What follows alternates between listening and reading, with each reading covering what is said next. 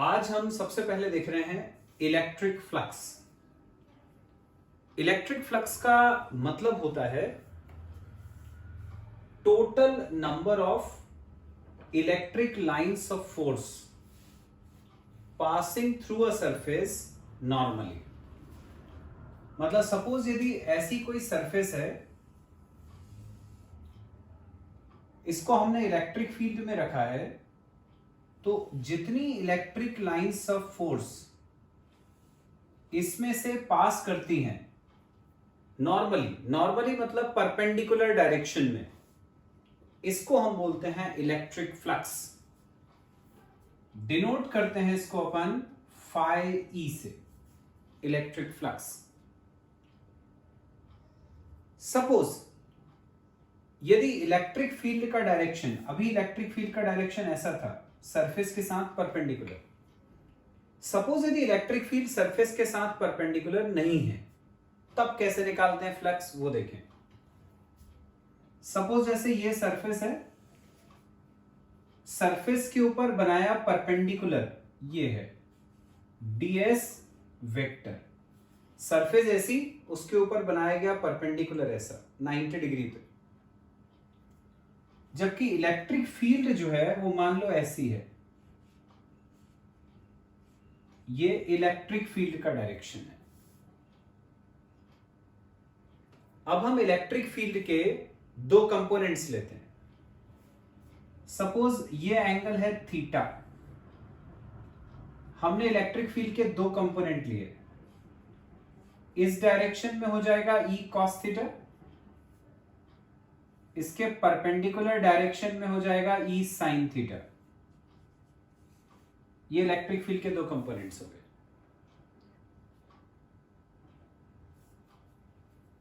Flux का formula होता है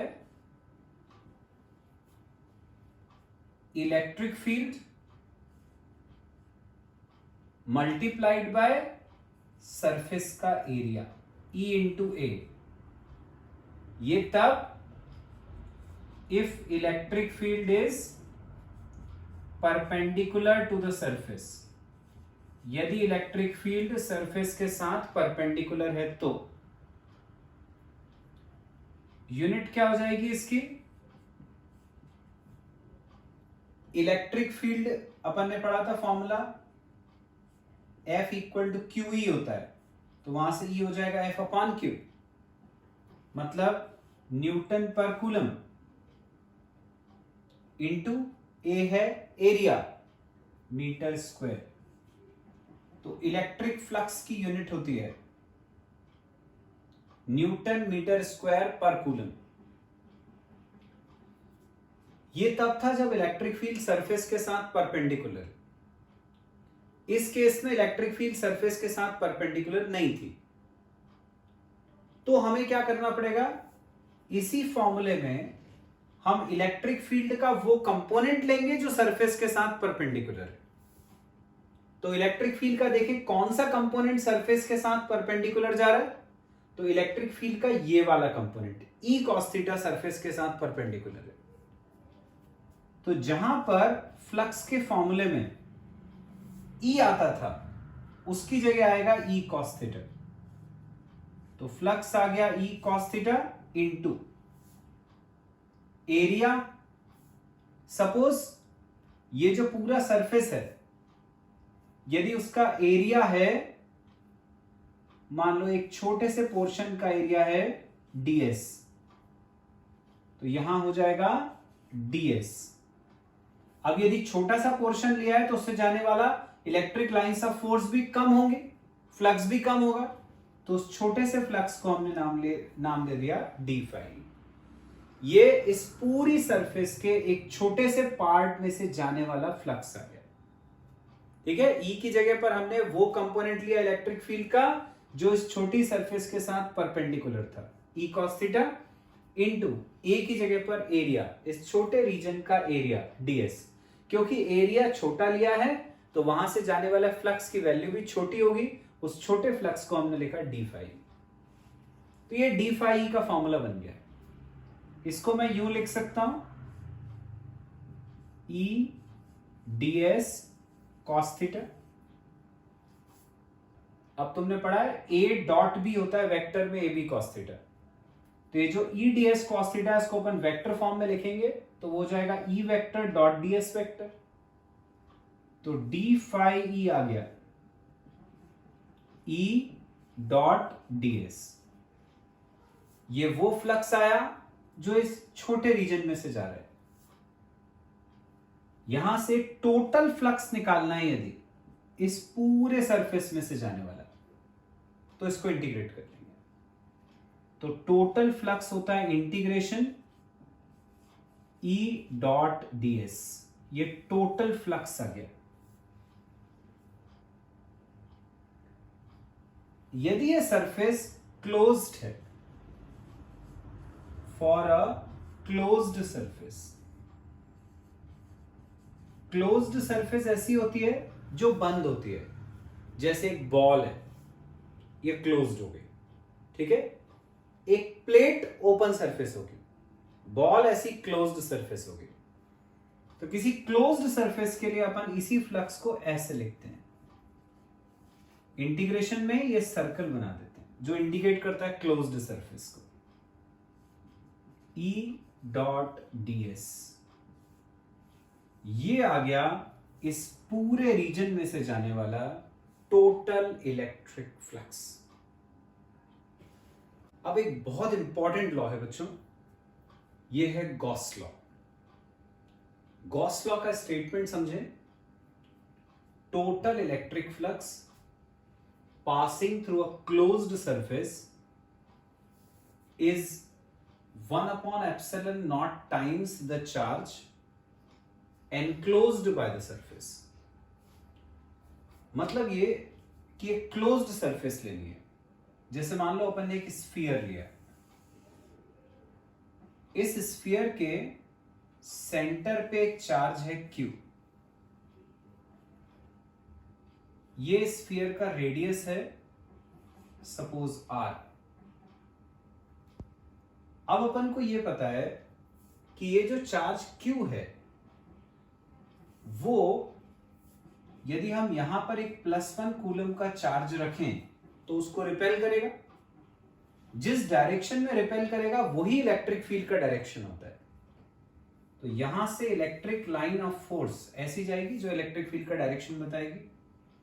ऐसी है +1 कूलम यहां रखोगे तो ऐसी जाएगी, ऐसी जाएगी।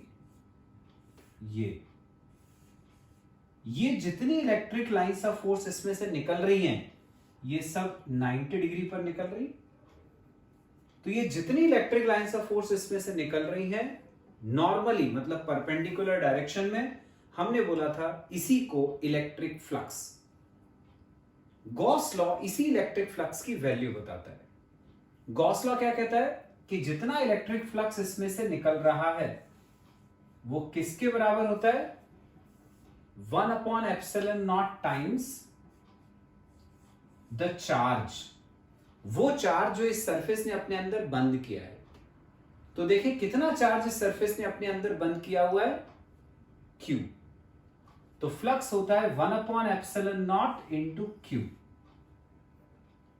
जिसको हम Q/epsilon naught लिख सकते हैं। तो ये होता है टोटल इलेक्ट्रिक फ्लक्स, इसको हम बोलते हैं गॉस लॉ। अब हम इसी को प्रूफ कर सकते हैं। प्रूफ एग्जाम में आता है, state and prove Gauss law. Statement समझा दिया मैंने, अब इसका प्रूफ बता रहा हूं। इसको प्रूफ करने के लिए हम यहां पर एक छोटा सा एरिया मान लेते हैं, सपोज ds। ये छोटा सा एरिया है, जबकि पूरा जो स्फीयर का सरफेस एरिया इसको s मान लिया, उसका एक छोटा सा पार्ट को ds। इस छोटे से रीजन के ऊपर जो परपेंडिकुलर होता है उसको हम बोलते हैं ds वेक्टर। ds एक छोटा एरिया होता है सरफेस का, उसके ऊपर बनाया गया perpendicular ds vector. Electric field का डायरेक्शन देखें, हम यहां पर यदि +1 कूलम का चार्ज रखेंगे तो ये चार्ज उसको रिपेल करेगा, तो इलेक्ट्रिक फील्ड ऐसी होगी। ये हो गया इलेक्ट्रिक फील्ड का डायरेक्शन। अब हम निकालते हैं फ्लक्स। इलेक्ट्रिक फ्लक्स का जो अपन ने फॉर्मूला पढ़ा था उससे। हमने फ्लक्स का फॉर्मूला पढ़ा था इंटीग्रेशन E डॉट ds, ये फ्लक्स का फॉर्मूला।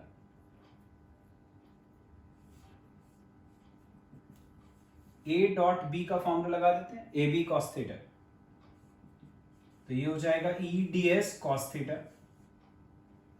थीटा होता है E और ds के बीच का एंगल।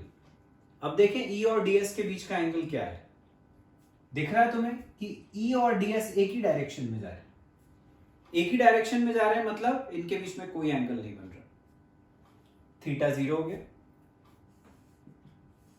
थीटा की जगह 0 रखा, तो इलेक्ट्रिक फ्लक्स आ गया इंटीग्रेशन E ds कॉस 0 1 होता है, E को बाहर निकाला हमने, तो यहां बचा इंटीग्रेशन ऑफ ds। E मतलब इलेक्ट्रिक फील्ड है इस पॉइंट। चार्ज Q से r डिस्टेंस पर इलेक्ट्रिक फील्ड का फॉर्मूला अपन पढ़ चुके हैं। इलेक्ट्रिक फील्ड Q से r डिस्टेंस पर होती है 1/4 pi epsilon nought Q by r square, ये E की वैल्यू रख दी। अब इंटीग्रेशन करना है किसका, ds का। ds क्या था, ये छोटा सा रीजन, उसका इंटीग्रेशन मतलब ये पूरा रीजन, तो ds का इंटीग्रेशन s हो गया। ds छोटा सा एरिया, उसका इंटीग्रेशन पूरा एरिया। अब ये s जो है वो एरिया है किसका, स्फीयर का। स्फीयर का सरफेस एरिया कितना होता है, 4 पाई r स्क्वायर, तो s की जगह रख देंगे अपन 4 पाई r स्क्वायर। तो इलेक्ट्रिक फ्लक्स आ गया 1/4 pi epsilon nought Q by r square into s की जगह पर स्फीयर का surface area 4 pi r square.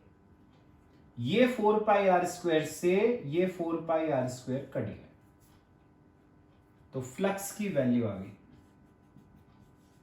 Q upon epsilon nought, ये आ गया फ्लक्स। देखो यही था ना गॉस लॉ, तो हमने गॉस लॉ का स्टेटमेंट भी समझ लिया और हमने गॉस लॉ को प्रूव भी कर लिया। सेकेंड एप्लीकेशन या सेकेंड यूज है बच्चों गॉस लॉ का, electric field due to plane sheet of charge. Plane sheet of charge मतलब कि एक ऐसी शीट है जिसपे चार्ज दोनों तरफ है, इस तरफ भी उसके ऊपर पॉजिटिव चार्ज है, इसके तरफ इस तरफ भी पॉजिटिव चार्ज है, हमें उसकी वजह से इलेक्ट्रिक फील्ड निकालनी है। अब यदि इधर पॉजिटिव चार्ज है, इसका मतलब यह हुआ कि electric lines of force charge से, यदि यहां पर अपन एक +1 कूलम का चार्ज लेते हैं तो उसकी तरफ ऐसे जाएंगे यूं। यदि मान लो अपन शीट के इस तरफ भी चार्ज है, यहां पर +1 कूलम का चार्ज लेंगे तो वो उसको रिपेल करेगी, तो इलेक्ट्रिक फील्ड ऐसी जाएगी यूं। मतलब इस शीट से इलेक्ट्रिक फील्ड दोनों तरफ से निकल रही है, ऐसे में भी जा रही है, ऐसे में भी जा रही है। तो अपन जो पिछली बार हमने जैसे एक पॉइंट लिया था लाइन से कुछ दूरी पर, वैसे अपन को दो तरफ पॉइंट लेना पड़ेगा, क्योंकि इधर से भी जा रहा है फ्लक्स और इधर से भी जा रहा है। तो हम यहां पर एक पॉइंट ले लेते हैं P, और बिल्कुल वैसे ही यहां पर अपन एक पॉइंट ले लेते हैं P'। इलेक्ट्रिक फ्लक्स यहां से और यहां से दोनों तरफ से जाएगा। अब अपन को निकालनी है P पर इलेक्ट्रिक फील्ड, P' पर भी उतनी इलेक्ट्रिक फील्ड होगी। इलेक्ट्रिक फील्ड को निकालने के लिए यदि अपन गॉस लॉ का यूज कर रहे हैं तो हमें पता है सरफेस बंद होनी चाहिए, क्लोज्ड सरफेस होनी चाहिए।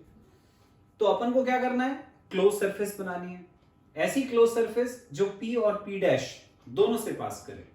साथ ही साथ क्या होना चाहिए, वो जो चार्ज है, ये शीट पे जितना चार्ज है वो सारे के सारे चार्ज को अपने अंदर संभाले, अपने अंदर बंद कर ले। तो अपन बनाते हैं एक बॉक्स जैसा शेप, एक क्यूबॉइड जैसा शेप जो इन दोनों से पास करे और इस पूरे चार्ज को अपने अंदर बंद कर ले। तो ऐसा बनाते हैं अपन एक क्यूबॉइड।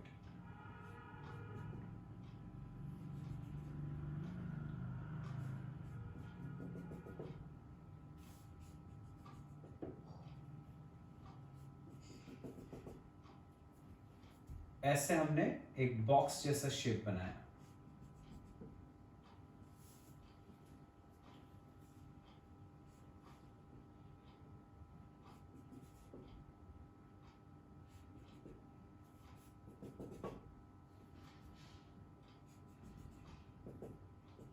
ये बन गया बच्चों, ये एक बॉक्स हो गया जो तुम्हें दिख रहा है पॉइंट P और P डैश दोनों उसकी सरफेस पे लाई कर रहा है, और ये सारा की सारा जो चार्ज है Q उसको ये अपने अंदर बंद भी कर रहा है।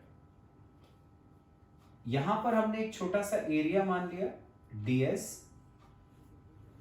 बिल्कुल ऐसी एक एरिया यहां पर हो जाएगा ds। इलेक्ट्रिक फील्ड का डायरेक्शन चार्ज से पॉइंट की तरफ यू जाएगा, ये हो गई इलेक्ट्रिक फील्ड E। बिल्कुल वैसे ही चार्ज से पॉइंट की तरफ, यहां +1 कूलम का चार्ज रखोगे तो ऐसे रिपेल करेगा, तो चार्ज से इलेक्ट्रिक फील्ड का डायरेक्शन ये हो गया E, ये भी ऐसे आ रहा है। ds के ऊपर बनाएंगे परपेंडिकुलर 90 डिग्री, ऐसा जाएगा ds वेक्टर, ऐसे यहां पर ds वेक्टर ऐसा जाएगा, ये आउटवर्ड्स इसमें भी, आउटवर्ड्स उसमें भी। अब अपन निकालते हैं flux, phi E equal to formula integration E dot ds। लेकिन तुम्हें दिख रहा है कि फ्लक्स वहां से भी जा रहा है, इधर से भी जा रहा है, दो तरफ से जा रहा है, तो 2 E डॉट ds। अब A डॉट B का formula A B cos theta, तो ये हो जाएगा E ds cos theta. Theta देखेंगे E और ds के बीच में एंगल हमेशा 0 ही रहता है, ये 0 हो गया कॉस 0, तो फ्लक्स आ गया 2 E ds कॉस 0 1 हो गया, E को बाहर निकाला, बचा इंटीग्रेशन ऑफ ds। ds का इंटीग्रेशन, ds क्या है, ds ये छोटा सा एरिया, तो उसका इंटीग्रेशन पूरा एरिया। अब तुम्हें दिख रहा है कि इसका एरिया उतना ही होगा जितना कि इसका है या जितना इसका है, ठीक है, बॉक्स में ऐसे ही होता है, इसका एरिया इसका एरिया इसका एरिया सबका सेम रहता है, तो इसका मतलब ds का इंटीग्रेशन हो जाएगा ये प्लेट का एरिया A, तो ये आ गया 2EA। तो ये अपन ने फ्लक्स की वैल्यू निकाल ली 2EA, फर्स्ट इक्वेशन हो गई। अब गॉस लॉ लगाते हैं, बाय गॉस लॉ फ्लक्स होता है Q अपॉन एप्सिलॉन नॉट, तो फ्लक्स ये भी है फ्लक्स वो भी है, दोनों को इक्वल करें, तो 2EA इक्वल टू आ गया Q अपॉन एप्सिलॉन नॉट। यहां से E की वैल्यू निकालें तो 2A नीचे जाएगा, तो E आ गया Q upon 2 epsilon not A, ऐसा आ गया। अब बच्चों जैसे मैंने पिछली बार बताया था लीनियर चार्ज डेंसिटी, इसको मैं सेकेंड इक्वेशन नाम देता हूं, जैसे मैंने पिछली बार बताया था कि लीनियर चार्ज डेंसिटी लैम्डा का मतलब होता है Q अपॉन L, उसी तरह से यहां पर अपन एक नई टर्म यूज करते हैं, इसको हम बोलते हैं सरफेस चार्ज डेंसिटी, इसे सिग्मा से डिनोट करते हैं, और ये होता है Q अपॉन A। तो यदि हम यहां से Q की वैल्यू निकाल लें तो ये हो जाएगी सिग्मा इंटू A, इसको Q की जगह यहां सब्स्टिट्यूट कर देते हैं, तो इलेक्ट्रिक फील्ड हो गई, Q की जगह रखा सिग्मा A, नीचे है 2 एप्सिलॉन नॉट A से A कट गया, तो इलेक्ट्रिक फील्ड आ गई सिग्मा अपॉन 2 एप्सिलॉन नॉट। ये होती है बच्चों इलेक्ट्रिक फील्ड किसी एक single plane sheet of charge की वजह से। नेक्स्ट एप्लीकेशन है बच्चों, नेक्स्ट यूज है electric field due to 2 plane parallel sheets of charge. अभी अपन ने सिंगल शीट ली थी जिसके इधर भी चार्ज था उधर भी चार्ज था, अब ऐसी अपन को 2 पैरेलल शीट्स लेनी है, इस पे भी चार्ज है इस पे भी चार्ज है। अब अपन को इलेक्ट्रिक फील्ड इनकी वजह से निकालनी है। निकालनी कहां है, तो ये जो दो शीट्स हैं वो तुम्हें दिख रहा है इस पूरे बोर्ड को, इस पूरे रीजन को 3 भागों में डिवाइड कर रही है। रीजन 1 लेफ्ट साइड वाला, रीजन 2 दोनों के बीच वाला, रीजन 3 राइट साइड वाला। ये 3 रीजन में डिवाइड हो गया पूरा बोर्ड। तो हमें एक इलेक्ट्रिक फील्ड रीजन 1 में निकालनी है, एक इलेक्ट्रिक फील्ड रीजन 2 में निकालनी है और एक इलेक्ट्रिक फील्ड रीजन 3 में निकालनी है। अपन ने अभी क्या पढ़ा कि एक सिंगल शीट की वजह से जो इलेक्ट्रिक फील्ड होती है वो होती है सिग्मा अपॉन 2 एप्सिलॉन नॉट। ये होती है electric field due to a single sheet of charge. उसी तरह से ये जो फर्स्ट वाली शीट है उसकी वजह से जो इलेक्ट्रिक फील्ड होगी ये E1 मान लिया अपन ने। इसी इलेक्ट्रिक फील्ड E1 का कंपोनेंट अपोजिट डायरेक्शन में, इस डायरेक्शन में E1 है तो अपोजिट डायरेक्शन में वेक्टर होगा -E1। ये हो गया -E1।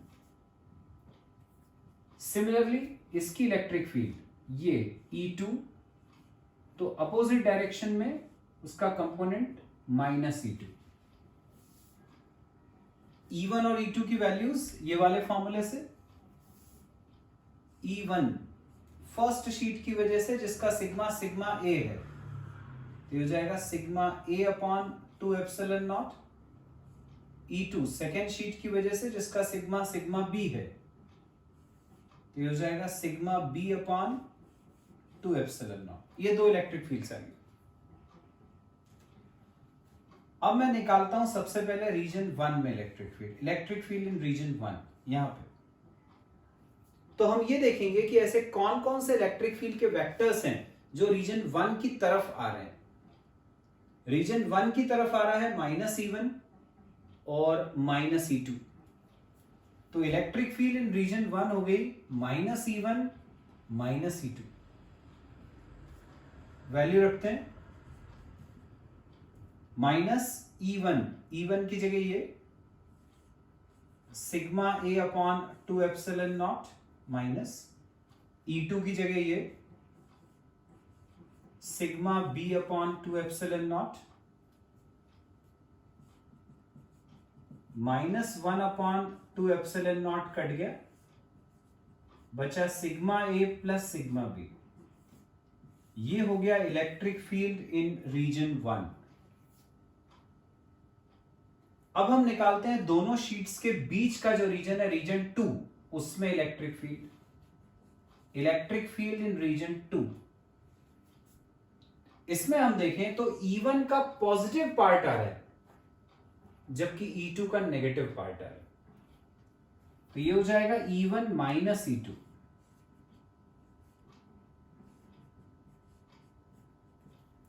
E1 की वैल्यू रखेंगे ये वाली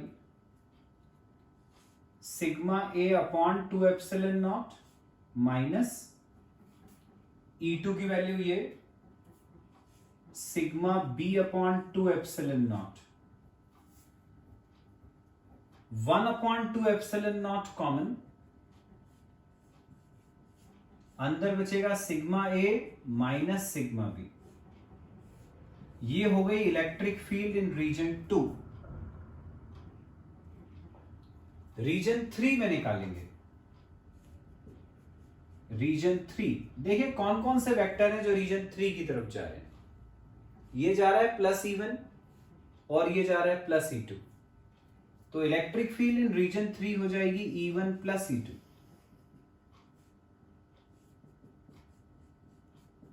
वैल्यू रखेंगे E1 की जगह sigma A upon 2 epsilon nought plus E2 की जगह sigma B upon 2 epsilon not.